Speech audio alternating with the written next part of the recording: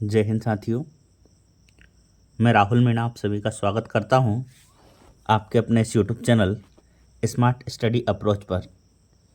साथियों, जैसा कि आप सभी जानते हैं कि स्मार्ट स्टडी अप्रोच परिवार आप सभी के लिए लेकर आया है सफलता बैच, और उसी सफलता बैच के माध्यम से हम पढ़ रहे हैं हमारे मध्य प्रदेश का सामान्य अध्ययन, वो भी बिल्कुल मुफ्त।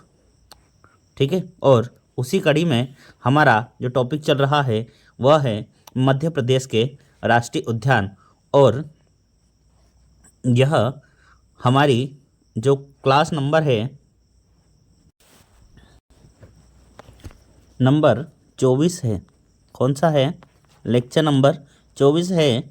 और मध्य प्रदेश के राष्ट्रीय उद्यान का पार्ट नंबर हमारा 2 है। तो आशा करता हूं कि आप सभी ने हमारे इस यूट्यूब चैनल को सब्सक्राइब कर लिया होगा, और अगर आपने अभी तक हमारे इस यूट्यूब चैनल को सब्सक्राइब नहीं किया है तो अभी हमारे इस यूट्यूब चैनल को सब्सक्राइब करें और बेल आइकन दबाना ना भूलें, तथा ज़्यादा से ज़्यादा हमारे इन वीडियोस की लिंक को अपने साथियों के साथ शेयर करें ताकि वो भी इस सुविधा का लाभ ले सकें। चलिए, ज़्यादा समय ना लेते हुए हम आगे बढ़ते हैं। और अगर आप लोग कर रहे हैं MPPSC prelims, assistant professor, food safety officer, MPSI, MP पटवारी, MP आबकारी, जेल प्रहरी, फॉरेस्ट गार्ड, MP पटवारी और व्यापम द्वारा आयोजित की जाने वाली समस्त एक दिवसीय परीक्षाएं, जिसमें कि मध्य प्रदेश का सामान्य अध्ययन पूछा जाता है, उन सभी परीक्षाओं के लिए समान रूप से उपयोगी रहेगी हमारी यह मध्य प्रदेश सामान्य ज्ञान की सीरीज। तो अभी जुड़े हमारे इस यूट्यूब चैनल से और ज़्यादा से ज़्यादा इसका लाभ लेवें। चलिए आगे बढ़ते हैं। और आपका जो आज का हमारा मोटिवेशनल कोट्स है वो कुछ इस प्रकार है कि दुनिया तुम्हें कहेगी कि तुम काबिल नहीं हो। दुनिया तुम्हें कहेगी कि तुम काबिल नहीं हो। तुम मुस्कुरा कर कहना, वक्त बताएगा। ठीक है, यानी कि दुनिया के लोग आज आप लोगों को डिमोटिवेट करेंगे, लेकिन आप लोगों को उन की बातों पर ध्यान ना देते हुए मुस्कुराते हुए आगे बढ़ते जाना है और अपने लक्ष्य को प्राप्त करते जाना है। ठीक है, चलिए अभी हम देख रहे हैं कि हमने हमारे मध्य प्रदेश सामान्य ज्ञान की सीरीज में कौन कौन से टॉपिक पढ़ लिए हैं। तो हमने मध्य प्रदेश का गठन, मध्य प्रदेश का सामान्य परिचय, मध्य प्रदेश के पर्वत, मध्य प्रदेश की मिट्टियाँ, मध्य प्रदेश की जलवायु, मध्य प्रदेश की ऋतुएं, मध्य प्रदेश का भौतिक विभाजन और मध्य प्रदेश की जनगणना। ठीक है, मध्य प्रदेश की जनगणना। तो ये टॉपिक हमारे कंप्लीट हो चुके हैं और अभी हम पढ़ रहे हैं हमारे मध्य प्रदेश के राष्ट्रीय उद्यान। तो कल जो हमने मध्य प्रदेश के राष्ट्रीय उद्यान का पार्ट 1 पढ़ा था, उसमें हमने देखा था कि हमारे भारत सरकार द्वारा वन्य जीव संरक्षण अधिनियम 1972 लाया गया, और इसके द्वारा हमने राष्ट्रीय उद्यान और वन्य जीव अभ्यारण्यों की स्थापना की। वहीं पर हम देखते हैं कि मध्य प्रदेश वन्य जीव संरक्षण अधिनियम 1974 मध्य प्रदेश शासन द्वारा लाया गया, जिसके माध्यम से मध्य प्रदेश में 11 राष्ट्रीय उद्यान और 24 अभ्यारण्य पाए जाते हैं। वहीं हमने देखा कि 9 टाइगर रिजर्व, 2 खरमोर पक्षी अभ्यारण्य, 2 सोन चिड़िया अभ्यारण्य, 3 घड़ियाल अभ्यारण्य और 2 जीवाश्म राष्ट्रीय उद्यान हमारे मध्य प्रदेश में है। फिर हमने देखे कि 9 कौन कौन से टाइगर रिजर्व है। तो हमने देखा Kanha Kisli tiger reserve, Pench tiger reserve, Bandhavgarh tiger reserve, Satpura tiger reserve. इसके बाद हमने देखा पन्ना टाइगर रिजर्व, फिर Nauradehi tiger reserve, Sanjay Dubri tiger reserve, Madhav national tiger reserve और रातापानी टाइगर रिजर्व। ये हमने 9 टाइगर रिजर्व यहाँ पर देखे थे। ठीक है, फिर हमने प्रोजेक्ट टाइगर की बात की थी। तो प्रोजेक्ट टाइगर का विश्व में जन्मदाता किसे कहा गया? ग्रैनी मैनफोर्ड को। वहीं भारत की बात की जाए तो यहाँ पर कैलाश सांखला जी को हमने विश्व प्रोजेक्ट टाइगर का जन्मदाता कहा। फिर हमने देखा कि हमारे यहाँ पर सर्वाधिक नेशनल पार्क कहाँ पाए जाते हैं, तो हमारे मध्य प्रदेश में पाए जाते हैं। और भारत के कुल बाघों का 21.3% जो बाघ है वो अकेले हमारे मध्य प्रदेश में पाए जाते हैं। और हम प्रतिवर्ष 29 जुलाई को किस रूप में मनाते हैं, तो हम बाघ दिवस के रूप में मनाते हैं। और हमने ये भी देखा कि बाघ जनगणना प्रत्येक कितने वर्षों में होती है, तो प्रत्येक 4 वर्षों के अंतराल में बाघों की जनगणना की जाती है। आगे बढ़ते हैं और आगे हम देखते हैं कि हमने बाघ रिपोर्ट 2023 देखी थी, जिसमें हमने देखा था कि हमारे भारत में कुल कितने टाइगर्स हैं, तो 3682 टाइगर है, जिसमें से सर्वाधिक टाइगर हमारे मध्य प्रदेश में 885 है। फिर इसके बाद कर्नाटक में 563 और तीसरे नंबर पर आता है उत्तराखंड, जिसमें 560 बाघ पाए जाते हैं। ठीक है, चलिए फिर हमने देखा कि हमारे मध्य प्रदेश में जो 11 नेशनल पार्क है वो कौन कौन से हैं, तो पहला है पालपुर कुनो राष्ट्रीय उद्यान श्योपुर, दूसरा है माधव राष्ट्रीय उद्यान शिवपुरी, तीसरा है वन विहार राष्ट्रीय उद्यान भोपाल, चौथा है डायनासोर जीवाश्म राष्ट्रीय उद्यान धार। फिर इसके बाद पांचवा हमने देखा सतपुड़ा राष्ट्रीय उद्यान नर्मदापुरम, छठवां हमारा पेंच राष्ट्रीय उद्यान सिवनी छिंदवाड़ा, सातवां हमारा कान्हा-किसली राष्ट्रीय उद्यान मंडला, आठवां हमारा फॉसिल राष्ट्रीय उद्यान, नौवां हमारा बांधवगढ़ राष्ट्रीय उद्यान, 11वां हमारा संजय डुबरी राष्ट्रीय उद्यान सीधी सिंगरौली और 12वां हमारा पन्ना राष्ट्रीय उद्यान हमने ये देखे थे। ठीक है, तो इसके आगे फिर हमने ये भी देखा नोट कि ओमकारेश्वर जो राष्ट्रीय उद्यान है जो कि खंडवा में स्थित था, जिसकी स्थापना वर्ष 2000 में की गई थी, उसे आर्थिक सर्वेक्षण 2020-21 के अनुसार और मध्य प्रदेश वन रिपोर्ट के अनुसार इसे हमने किस श्रेणी से हटा दिया गया है, तो राष्ट्रीय उद्यानों की श्रेणी से हटा दिया गया है। ठीक है, चलिए अब हम हमारा आज का टॉपिक स्टार्ट करते हैं। और हमारा आज का पहला जो नेशनल पार्क है वह है कान्हा-किसली नेशनल पार्क। और कान्हा-किसली नेशनल पार्क की बात करेंगे तो ये कहाँ पर स्थित है, तो ये मंडला और बालाघाट ज़िले में स्थित है। देखिए ये मैप में अगर मैं आप लोगों को बताऊं तो ये वाला जो नेशनल पार्क है हमारा, ये यहाँ पर, ठीक है, इस जगह पर हमारा कान्हा-किसली नेशनल पार्क स्थित है।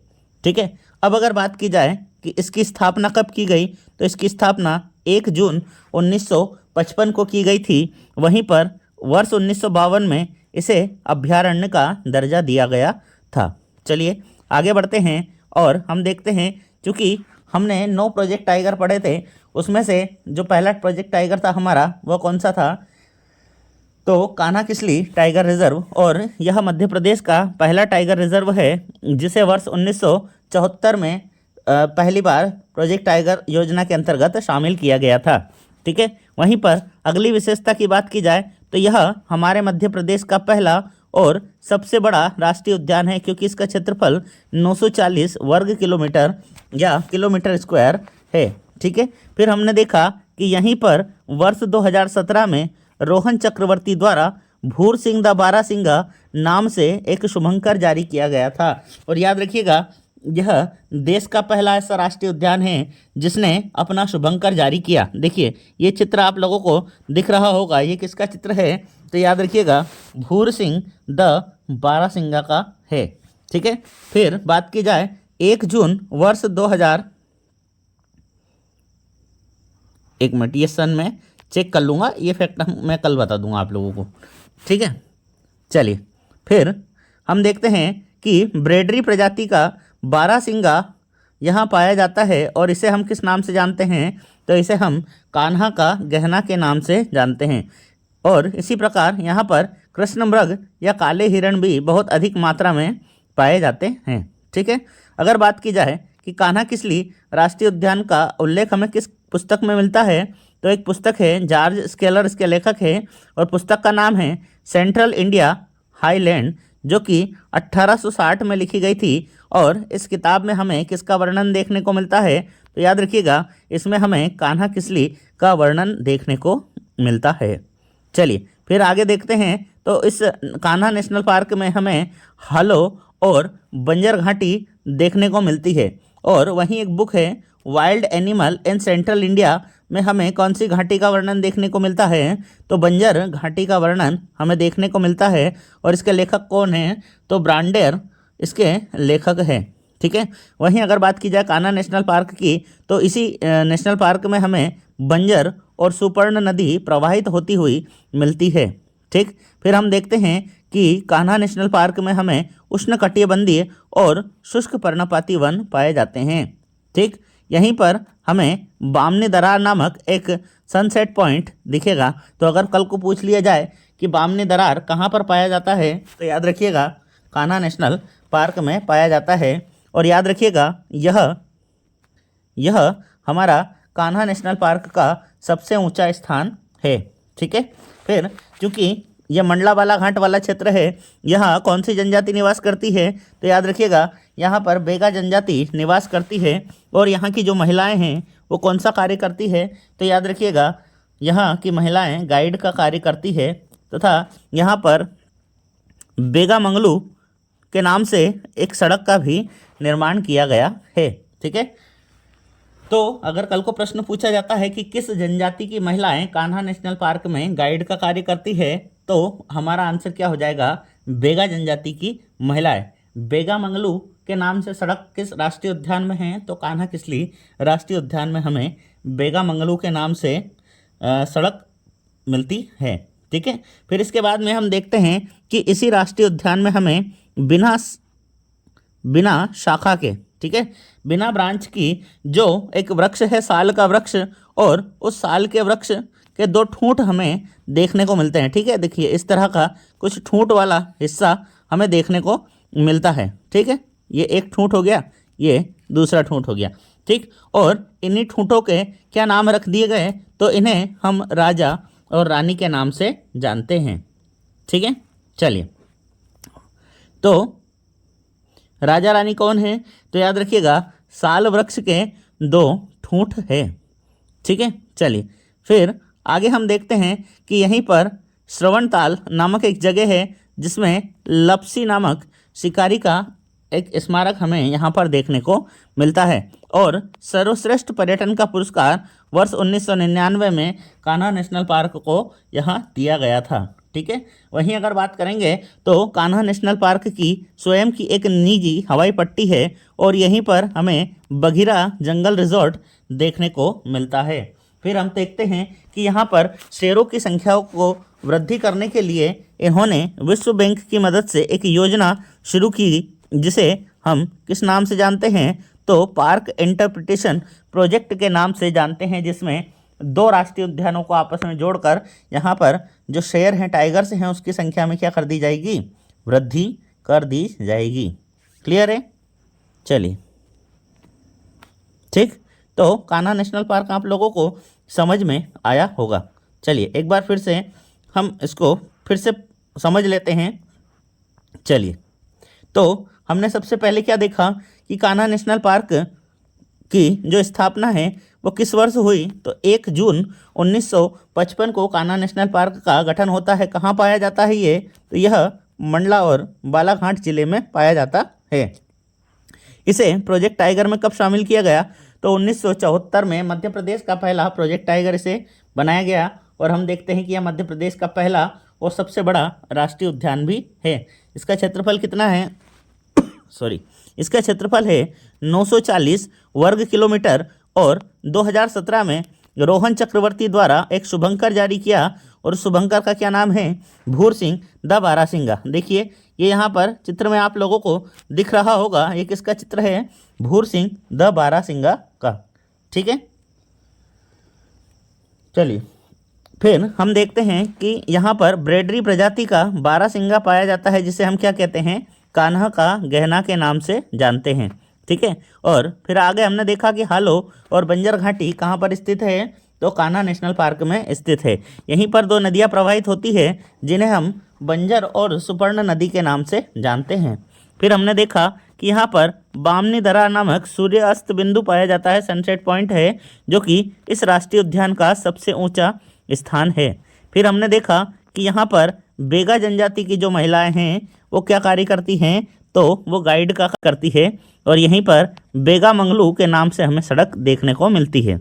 ठीक, फिर हमने देखा कि यहाँ पर साल के वृक्ष के 2 ठूंठ हैं जिसे हम किस नाम से जानते हैं, तो राजा रानी के नाम से जानते हैं। लपसी शिकारी का स्मारक हमें कहाँ देखने को मिलता है, तो श्रवणताल कान्हा-किसली नेशनल पार्क में हमें इसका स्मारक देखने को मिलता है।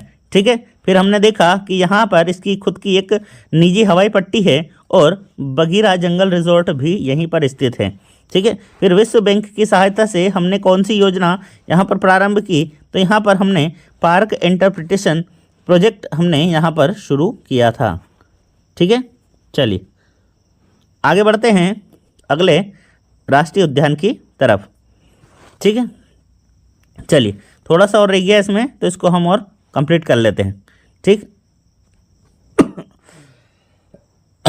सॉरी, हम देखते हैं कि 2018 में उड़ीसा के सतकोशिया टाइगर रिजर्व और नोरादेही अभ्यारण्य सागर में, ठीक है, जो बाघ है उन्हें क्या किया गया, पुनर्वासित किया गया। ठीक है, और इसी कान्हा-किसली नेशनल पार्क का एक सबसे खूंखार बाघ है जिसका नाम क्या है, तो मुन्ना नहीं है, ये पन्ना है, सॉरी, क्या नाम है इसका, पन्ना। पन्ना बाघ है। और अगर हम इसे देखेंगे तो इसके जो फेस पर ये देखिए, ये यहाँ पर ये ऐसे डिज़ाइन दिख रही है ना, तो इन डिज़ाइनों को अगर हम जूम करके देखते हैं तो हमें ऐसा प्रतीत होता है कि इसके जो मस्तक है उस पर प्राकृतिक रूप से केट और PM लिखा हुआ हमें देखने को मिलता है। ठीक है, चलिए, तो ये बात हो गई हमारी कान्हा-किसली नेशनल पार्क की। ठीक है, चलिए अगले नेशनल पार्क की ओर चलते हैं और हमारा जो दूसरा नेशनल पार्क है वह है पेंच राष्ट्रीय उद्यान, जो कि कहाँ पर स्थित है, सिवनी और छिंदवाड़ा जिले के अंतर्गत यह स्थित है। ठीक है, अगर इसकी स्थापना की बात की जाए तो वर्ष 1983 में इसकी स्थापना की गई और वर्ष 1977 में इसे अभ्यारण्य का दर्जा दिया गया। ठीक है, और इसे प्रोजेक्ट टाइगर में कब शामिल किया गया, तो इसे प्रोजेक्ट टाइगर में 1992 में शामिल किया गया। ठीक है, अगर इसके क्षेत्रफल की बात करें तो 293 वर्ग किलोमीटर इसका क्षेत्रफल हमें देखने को मिलता है।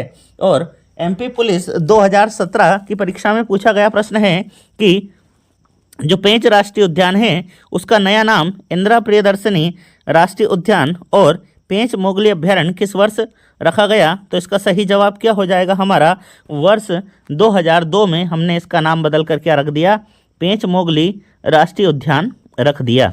ठीक है, वहीं अगर इसकी बात की जाए तो इसका जो विस्तार है हमें मध्य प्रदेश और महाराष्ट्र में देखने को मिलता है और यह हमारे मध्य प्रदेश का दक्षिणतम राष्ट्रीय उद्यान है। ठीक है, चलिए मैं आपको मैप में दिखा देता हूँ कि पेंच राष्ट्रीय उद्यान कहाँ पर है। ठीक, तो देखिएगा ये वाला जो राष्ट्रीय उद्यान है ये कौन सा है, तो पेंच राष्ट्रीय उद्यान है और ये किसके साथ सीमा साझा करता है, तो ये महाराष्ट्र के साथ सीमा साझा करता है और मध्य प्रदेश के साथ सीमा साझा करता है और हमारा दक्षिणतम, ठीक है, यानी साउथ में स्थित एकमात्र राष्ट्रीय उद्यान हमारा है। क्लियर है, चलिए आगे बढ़ते हैं।